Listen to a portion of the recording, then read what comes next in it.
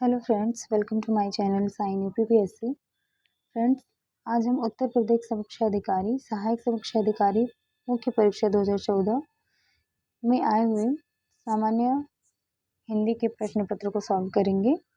आइए स्टार्ट करते हैं। पहला क्वेश्चन है विलोम से। आहूत का विलोम क्या होता है? आहूत का विलोम जो होता है वो अनाहूत होता है। ओके, नेक्स्ट है अथ का विलोम।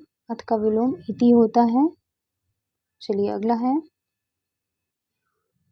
वादी का विलोम प्रतिवादी होता है। अवर का विलोम प्रवर होता है। जैसे आप लोअर पीसेस और अपर पीसेस सुनते हैं ना, तो वही है अवर और प्रवर, ठीक है।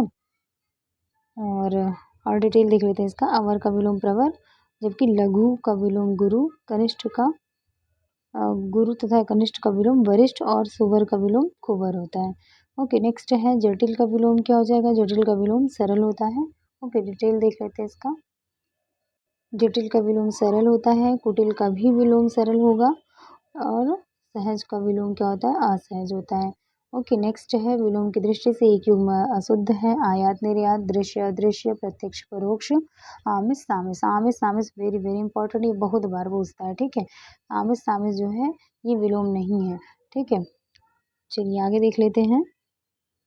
शुद्ध युग्म इसका क्या हो जाएगा? आमिष का निरामिष होता है, ठीक है। आमिष का निर्यात होता है, दृश्य का अदृश्य होता है, प्रत्यक्ष का परोक्ष होता है, ठीक। आगे देखते हैं।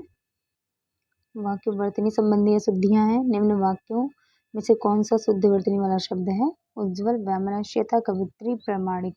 ठीक है, तो ए जो है यही आपका सही है, बाकी सभी गलत हैं, ठीक है। चलिए देख लेते हैं डिटेल इसका, क्योंकि जो ऑप्शन बी दिया है आपका वैमनस्यता, वैमनस्यता नहीं होता, ये वैमनस्य होता है, ठीक है। ऑप्शन सी कवित्री दिया है, तो कवित्री नहीं कवयित्री होता है, यहाँ पे छोटी की मात्रा होती है, कवयित्री होता है। और प्रामाणिक नहीं, ये प्रामाणिक होता है, ठीक है, ध्यान रखिएगा। चलिए अगला देखते हैं। निम्नलिखित शब्दों में से किसकी वर्तनी शुद्ध है? संन्यास, प्रत्युपकार, दुरावस्था, ये कैलाश। तो सी सॉरी, आपका जो ऑप्शन ए है यही सही है, संन्यास, ठीक है। बाकी सभी गलत हैं। इसके सही ऑप्शंस देख लेते हैं और सभी शब्द क्या सही होगा। तो प्रत्युपकार का नहीं, प्रत्युपकार होता है, यहाँ पे छोटा ऊ की मात्रा होती है। दुरावस्था का क्या होता है? दुर्वस्था होती है, ठीक है। दुरा नहीं होता है, ये दुरावस्था होती है। कैलाश में छोटा सा होता है, कैलाश ऐसे लिखा जाता है, ठीक है। चलिए अगला देखते हैं। निम्न में से अशुद्ध वर्तनी वाला शब्द कौन सा है? उद्घोष, एकता, तत्कालिक और उपरोक्त। तो अशुद्ध कौन सा इसमें है? उपरोक्त है, क्योंकि उपरोक्त नहीं होता, ये उपयुक्त होता है, ठीक है। और बाकी सभी जो है ऑप्शन सही है, उद्घोष, एकता, तात्कालिक सभी सही है। ओके, नेक्स्ट है निम्नलिखित वाक्यों में से कौन सा वाक्य अशुद्ध है?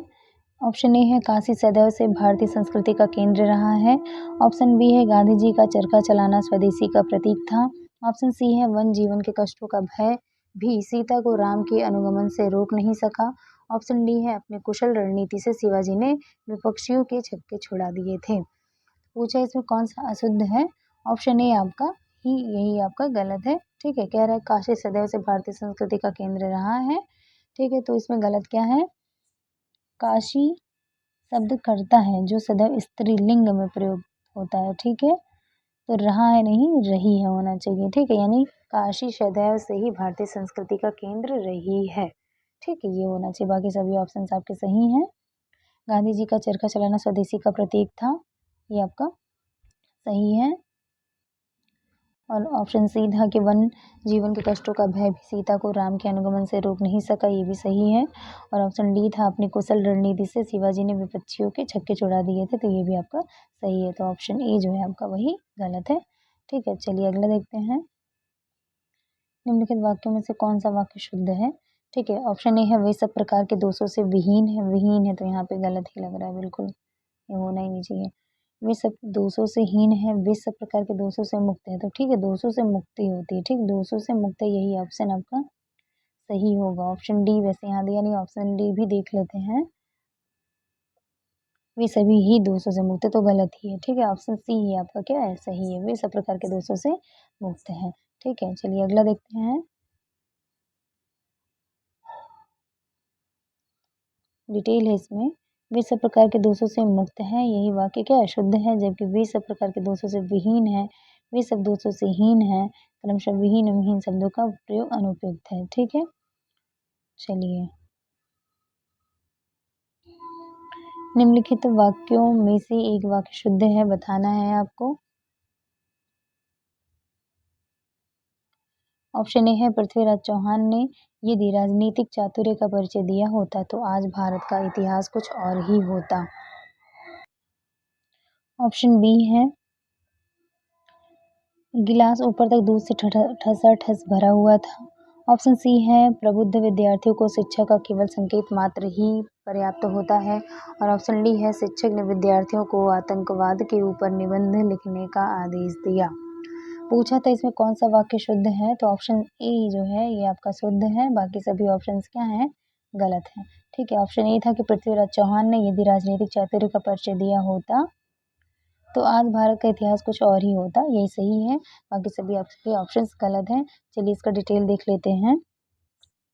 गिलास ऊपर तक दूध से ठसाठस भरा हुआ था, ठसाठस का प्रयोग अनुपयुक्त है। ठीक है, प्रबुद्ध विद्यार्थियों को शिक्षा का केवल संकेत मात्र ही पर्याप्त होता है। अब यहाँ पे देखिए चाहे केवल का यूज हो जाए या मात्र ही, दोनों का मतलब एक ही है, समानार्थी है, तो दोनों में से कोई एक ही होना चाहिए। ठीक, और अगला दिया था कि शिक्षक ने विद्यार्थियों को आतंकवाद के ऊपर निबंध लिखने का आदेश दिया, ये अशुद्ध है क्योंकि ऊपर शब्द का प्रयोग अनुपयुक्त है। ठीक है, यहाँ पे क्या होना चाहिए, आतंकवाद पर। ठीक है, पर जो है आतंकवाद पर निबंध लिखने का आदेश दिया, ये सही होगा। ओके, चलिए नेक्स्ट है अनेक शब्दों के लिए एक शब्द। जिसे जानने की इच्छा है के लिए एक शब्द क्या प्रयोग होगा, ज्ञानार्थी, जिज्ञासु, जिगीषु या जिजीविषु। तो जिसे जानने की इच्छा होती है उसे क्या प्रयोग करते हैं, जिज्ञासु। ठीक है, आगे देख लेते हैं जिसे जानने की इच्छा है उसके लिए शब्द क्या होता है, जिज्ञासु। किसी पर विजय पाने की इच्छा रखने वाला क्या कहलाता है, जिगीषु। तथा अधिक समय तक जीवित या जीते रहने के इच्छुक व्यक्ति क्या कहलाता है, जिजीविषु। ठीक है, चलिए अगला देख लेते हैं। जो कठिनाई से समझने योग्य है के लिए एक शब्द कौन सा है, अगम, क्लिष्ट, दुर्बोध या दुर्गम। तो दुर्बोध हो जाएगा। ठीक है, जो कठिनाई से समझने योग्य है उसे क्या कहते हैं, दुर्बोध कहते हैं। और भी ऑप्शंस देख लेते हैं। जो गम रहित हो उसे अगम कहते हैं। ठीक है, यानी जिसके पास कोई गम ना हो उसे क्या कहते हैं, अगम। जहाँ या जिसके अंदर ना जाया जा सके वो क्या कहलाता है, अगम्य कहलाता है। जो समझने में कठिन हो भाषा के संदर्भ में कहिए या संबंध में। ठीक है, जो समझने में कठिन हो भाषा के संबंध में उसे क्या कहते हैं, क्लिष्ट कहते हैं। जहाँ जाना कठिन हो उसके लिए क्या शब्द प्रयोग होता है, दुर्गम। ओके, नेक्स्ट है जो पृथ्वी से संबद्ध है वाक्य के लिए एक शब्द क्या है, तो जो पृथ्वी से संबद्ध है उसके लिए पार्थिव प्रयोग होता है। ठीक है, इस लोक से संबंध रखने वाला के लिए शब्द क्या है, लौकिक। ठीक है, अगला है जो पहले से था पर अब नहीं है के लिए एक शब्द क्या है, पूर्वज, अंत्यज, भूतपूर्व या अनागत। तो जो पहले से था अब नहीं है उसके लिए भूतपूर्व शब्द का प्रयोग करते हैं। इसके अलावा जो पहले जन्मा हो उसके लिए पूर्वज शब्द का प्रयोग करते हैं। जो निम्न जाति में पैदा हुआ उसके लिए अंत्यज शब्द का प्रयोग होता है। जो ना आया हो उसके लिए अनागत शब्द का प्रयोग करते हैं। ओके, नेक्स्ट है जो कठिनाई से मिलता है के लिए एक शब्द क्या है, दुर्लभ, अलभ्य, अप्राप्त या अनुपलब्ध है। तो जो कठिनाई से मिलता है उसके लिए क्या शब्द है, दुर्लभ।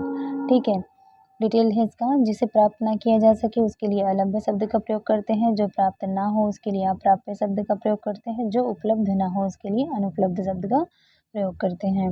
ओके, नेक्स्ट है बहुत सी भाषाओं को जानने वाला के लिए एक शब्द क्या है, उसे क्या कहते हैं, बहुभाषाविद कहते हैं। ओके, नेक्स्ट है तत्सम तद्भव से रिलेटेड है। ढीठ का तत्सम शब्द क्या होता है, धृष्ट होता है। ठीक, ढीठ का तत्सम धृष्ट होता है। ओके, नेक्स्ट है निम्न शब्दों में से कौन सा शब्द तत्सम नहीं है, मृत्तिका, विकार, कपाट या कपूर। तो कपूर जो है ये तत्सम नहीं है क्योंकि कपूर जो है एक तद्भव शब्द है और इसका तत्सम कर्पूर होता है। ठीक है, कर्पूर होता है। ओके, नेक्स्ट है इसके अलावा कपूर का तत्सम कर्पूर होता है, ये तो बता दिया गया। मृत्तिका का मिट्टी होता है और कपाट का किवाड़ होता है। ठीक है, अगला है निम्न में से कौन सा शब्द तद्भव है, कोयल, आश्चर्य, उज्ज्वल या कंटक। तो कोयल जो है वो तद्भव शब्द है। ठीक है, देख लेते हैं डिटेल इसका। कोयल शब्द तद्भव है जिसका तत्सम क्या होता है, कोकिल होता है। आश्चर्य का भौ जो होता है वो अचरज होता है, उज्ज्वल का तद्भव उजाला होता है और कंटक का जो तद्भव होता है वो कांटा होता है। ओके, नेक्स्ट है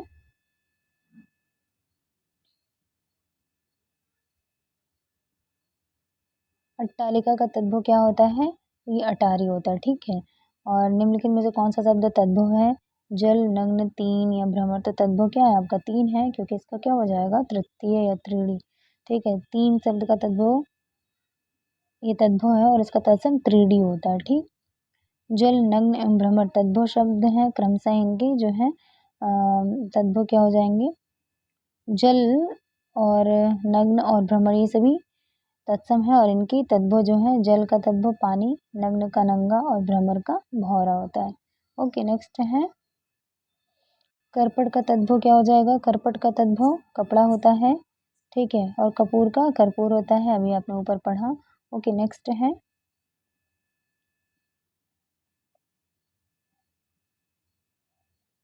निम्नलिखित में से कौन सा शब्द विशेषण है? बनारसी, भारतवर्ष, बाजार या खेती। बनारसी जो है ये विशेषण है, ठीक है। बनारसी शब्द विशेषण है, जो संज्ञा या सर्वनाम की विशेषता बताते हैं उन्हें विशेषण कहते हैं। राधा बनारसी साड़ी पहनती है, साड़ी विशेष की यानी बनारसी विशेषण के द्वारा विशेषता बताई जा रही है। ओके, नेक्स्ट है जिस विकारी शब्द से संज्ञा की व्याप्ति मर्यादित होती है उसे क्या कहते हैं? अभी आपने पढ़ा, उसे क्या कहते हैं? विशेषण कहते हैं, ठीक है। चलिए अगला देखते हैं, डिटेल देख लीजिए इसका। जिस विकारी शब्द से संज्ञा की व्याप्ति मर्यादित होती है उसे विशेषण कहते हैं। उदाहरण, घोड़ा दौड़ रहा है, यहाँ घोड़ा शब्द क्या है? समस्त घोड़ा जाति का बोध करा रहा है। जबकि एक घोड़ा दौड़ रहा है, यहाँ एक संख्यावाचक विशेषण है, ठीक है, जो घोड़ा या जो कि संज्ञा है की व्याप्ति को मर्यादित कर रहा है। ओके, नेक्स्ट है रमेश की पुस्तक पुरानी है। इस वाक्य में पुस्तक शब्द क्या है? विशेष है, विशेषण है, क्रिया विशेषण या सर्वनाम। तो पुस्तक जो है वो विशेष है और इसमें पूछा जाए विशेषण क्या है तो पुरानी है, ठीक है। चलिए अगला देखते हैं 500 पृष्ठ है, इस वाक्य में उस शब्द क्या है? तो उस जो है इसमें क्या है? संकेतवाचक क्या है? उस पुस्तक की बात कर रहा है, ठीक, यानी संकेत कर रहा है ना आपकी उस पुस्तक, ठीक है, तो यहाँ पर संकेतवाचक विशेषण है। डिटेल है उस ग्रंथ में 500 पृष्ठ है, वाक्य में उस शब्द में संकेतवाचक विशेषण है।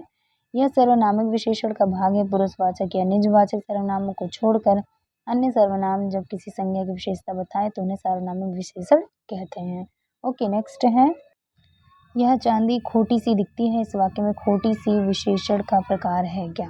तो गुण बता रहा है ना, यहाँ पे गुणवाचक विशेषण है, ठीक है।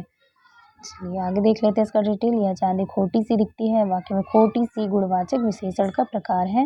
जिस विशेषण से किसी संज्ञा सर्वनाम का गुण, दोष, रूप, रंग, आकार, प्रकार, संबंध, दशा आदि का पता चलता है उसे क्या कहा जाता है? गुणवाचक विशेषण कहा जाता है। ओके, नेक्स्ट है और लास्ट भी है आपका दाना मोल में किस प्रकार का विशेषण है? परिमाण बोधक, अपूर्णांक बोधक, अनिश्चित संख्यावाचक या निश्चित संख्यावाचक।